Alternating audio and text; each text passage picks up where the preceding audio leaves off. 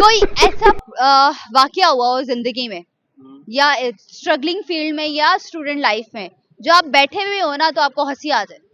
यार मेरा road accident हुआ था और जैसे ही मेरा ये बाजू ठीक हुआ ना वो फिर से एक्सीडेंट हो गया और हाँ वही राइट आर्म और फिर से जो सेट हुआ फिर से तीसरी मर्तबा एक्सीडेंट हो गया मतलब एक ही आर्म 3 बार एक्सीडेंट हो गई। मतलब आपने इसका सदका वगैरह दिया था बेचारे का? नहीं। हाँ वो तो मेरी माँ देती रहती है लेकिन बस सदका काम नहीं आया ना, वो बेचारे ठीक हुए फिर किसी की नजर लगी, उसने कहा नहीं तू ठीक क्यों है, तू बेड पे जा। हाँ बस फिर 3 मर्तबा एक्सीडेंट हो गया है।